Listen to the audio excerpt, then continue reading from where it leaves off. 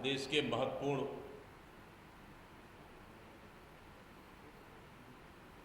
मुद्दा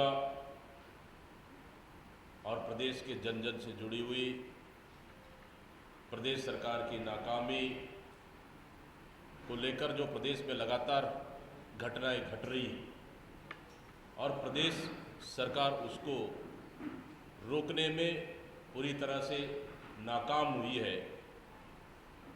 इस 9 महीने की सरकार में बल्कि उस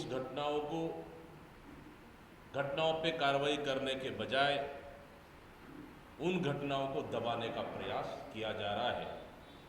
उसको लेकर आज आप लोग के बीच में प्रेस कॉन्फ्रेंस का आयोजन रखा गया है। आदरणीय साथियों, पूरे प्रदेश में हर दिन कहीं न कहीं गैंग रेप की घटनाएं हो रही है और प्रदेश सरकार बिल्कुल मुखदर्शक बनकर काम कर रही है। प्रदेश की माता बहनें डरे हुए, सहमे हुए महसूस कर रहे हैं, सुरक्षित नहीं है।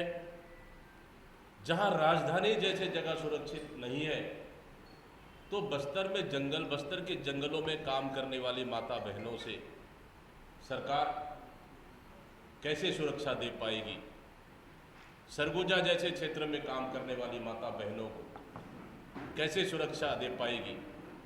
ये प्रश्न चिन्ह, ये सवाल सरकार के ऊपर खड़ा होता है। इसलिए क्योंकि आप परसों की घटना को देखें कि रायपुर के बीच में, शहर के बीच में, राजधानी के बीच में, जहां 24 घंटा आवाजाही का स्थान है, बस स्टैंड के समीप एक बुजुर्ग महिला के साथ सामूहिक अनाचार होता है और उसका एफआईआर दूसरे दिन दोपहर बाद एफआईआर होती है और उस सामूहिक गैंगरेप को भी सरकार ने दबाने का प्रयास किया। पहले तो कोशिश की कि एफआईआर नहीं होना चाहिए और उसके बाद सामूहिक दुष्कर्म को भी उन्होंने एक रेप का केस उन्होंने बना दिया। मतलब इस तरह से कई ऐसे घटनाएं हैं। मैं उदाहरण दूं कि जहां राखी के दिन छत्तीसगढ़ में हमारी माता बहनें सुरक्षित नहीं है, रायगढ़ जैसे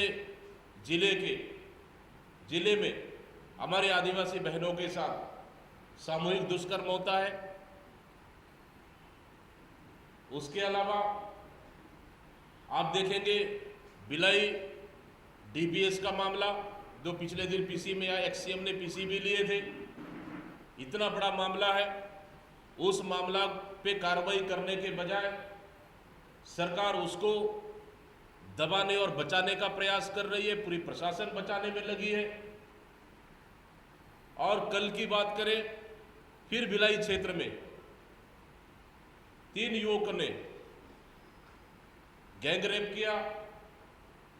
इसके अलावा हम बात करें जसपुर की हो या फिर कोंडागांव जैसे क्षेत्र की हो, जहां माता बहनें, केसकाल की बात हो, जो हमारी माता बहनें शाम को अगर किसी काम में जा रहे तो उनके साथ गैंगरेप होता है। नारायणपुर की बात करें, स्कूल की छात्रों के साथ छेड़छाड़ होती है। वहां पे हम जांच टीम, वहां 2-3 दिन तक कार्रवाई एफआईआर तक नहीं होता है। हम जांच टीम बना के भेजते हैं, उसके बाद वहां पे एफआईआर दर्ज होता है, लेकिन आज तक उस मामले में कोई कार्रवाई नहीं हुई। क्यों? हम इस सरकार से पूछना चाहते हैं कि इस सरकार में इस 8 से 9 महीने में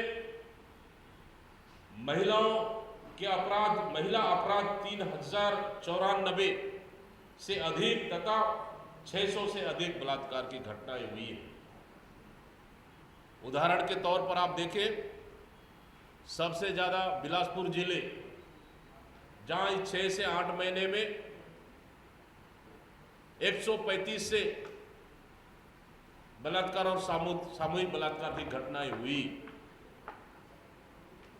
कवर्धा जिले में सबसे ज्यादा घटनाएं हुई, मुख्यमंत्री गृह क्षेत्र में सबसे ज्यादा घटनाएं हुई।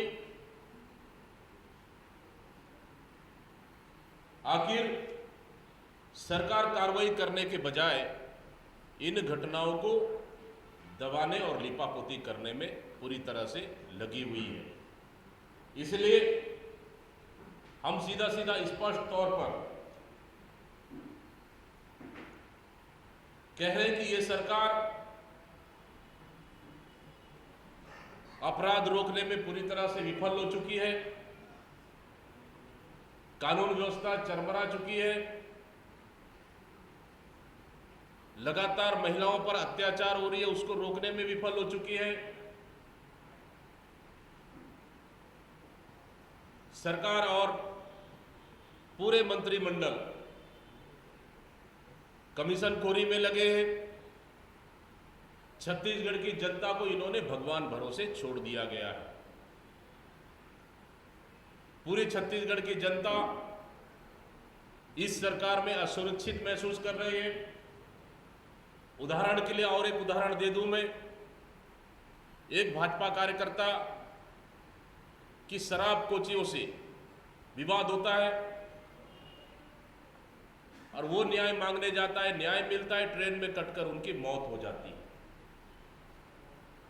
गृह मंत्री से न्याय मांगते हैं, वहां के स्थानीय विधायक से न्याय मांगते हैं, पुलिस प्रशासन से न्याय मांगते हैं, नहीं मिलता है, छुप दोगर आत्महत्या कर लेते हैं। कांग्रेस जैसे मामला को उठाती है, उसके बाद एफआईआर होता है, फिर कार्रवाई होता है। हम पूछना चाहते हैं इस सरकार से, क्या यही सुशासन है? मोदी जी का बयान में जमीनी हकीकत कुछ भी नहीं है। आप देखेंगे यूपीए की सरकार के आंकड़े उठा के देखें और ये 10 साल मोदी सरकार के आंकड़े उठा के देखें, तो सबसे ज्यादा घटनाएं मोदी सरकार में हुई है पूरे देश में। अगर देखें आप बंगाल की घटनाओं पे भारतीय जनता पार्टी के नेता, छत्तीसगढ़ के नेता ट्वीट करते हैं, दूसरे राज्यों की घटना पे ट्वीट करते हैं और छत्तीसगढ़ की घटनाओं पे मुंह में काली पट्टी बांधकर चुप रहते हैं। आखिर क्यों? क्या हमारे छत्तीसगढ़ की माता बहनें, बेटियां हमारे बेटियां नहीं है? यहां का सुरक्षा का दायित्व उन पे नहीं है? दूसरे राज्यों पे उंगली करना और अपने राज्यों पे मुंह नहीं खोलना, मतलब भारतीय जनता पार्टी पूरी तरह से छत्तीसगढ़ राज्य को चलाने में, छत्तीसगढ़ की जनता को सुरक्षा देने में, माता बहनों को सुरक्षा देने में पूरी तरह से विफल हो चुकी है। निश्चित रूप से आने वाला समय में इस मुद्दे को लेकर कांग्रेस फिर एक बड़ा स्टैंड करने जा रही है, बड़ा निर्णय लेने जा रही है और हर एक मुद्दों को लेकर, जनता के हित को लेकर कांग्रेस का लड़ाई, कांग्रेस का संघर्ष सरकार के खिलाफ में जारी रहेगा। देखिए, इसी पुलिस से पिछले 5 साल कांग्रेस की सरकार काम की, पुलिस भी वही है, अधिकारी भी वही है, सब वही है, लेकिन हमारी सरकार में अपराध नियंत्रण में था, घटनाएं नियंत्रण में थी, लेकिन सिर्फ सरकार बदल गई। लेकिन इस सरकार में आखिर घटनाओं को रोकने में नाकाम क्यों साबित हो रहे हैं? नियंत्रण करने में नाकाम क्यों साबित हो रहे हैं? मतलब सीधा सीधा है, अनुभवहीन गृह मंत्री और मुख्यमंत्री की इच्छा शक्ति की कमी और पूरी सरकार सिर्फ आपस में मलाई खाने में मस्त है। इस वजह से जनता की सुरक्षा करने में ये सरकार पूरी तरह से नाकाम साबित हुई। 3,000 से अधिक महिलाओं पर अत्याचार और अपराध हुए हैं। अगर शाबाशी है तो हम भी शाबाशी देते हैं गृह मंत्री को। अच्छा है, 600 से अधिक बलात्कार हुए हैं इस सरकार में, अगर उसको अच्छा मानते हैं तो निश्चित रूप से गृह मंत्री को शाबाशी। छत्तीसगढ़ में अगर महिलाएं सुरक्षित नहीं है तो गृह मंत्री को शाबाशी, बस स्टैंड में महिलाएं सुरक्षित नहीं है तो निश्चित रूप से बधाई इस सरकार को। अगर इसके बाद भी अगर अपने आप को अच्छा काम कर रहे हैं तो हमारा भी बधाई है। लेकिन छत्तीसगढ़ की जनता जानती है कि ये सरकार पूरी तरह से विफल हो चुकी है हर घटनाओं को रोकने में, हर घटनाओं पे नियंत्रण रखने में। लेकिन उन घटनाओं को रोकने के और उन घटनाओं पे नियंत्रण करने के बजाय सरकार सिर्फ अपनी अगर शाबाशी लेने में अगर मस्त है तो निश्चित रूप से उनको बधाई।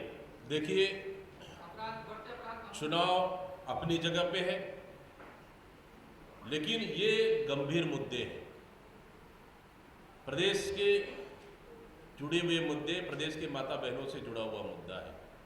इसलिए हम सरकार से बिल्कुल मांग करते हैं और हम लोगों ने कल पत्र भी लिखा है कि माननीय मुख्यमंत्री को समय भी मांगे इस मुद्दे पे चर्चा करने के लिए, माननीय राज्यपाल को समय भी मांगे इस मुद्दे पे चर्चा करने के लिए, और निश्चित रूप से समय मिलेगा तो कांग्रेस का प्रतिनिधिमंडल माननीय मुख्यमंत्री जी से और राज्यपाल जी से चर्चा करने के लिए हम लोग समय मांगे हैं।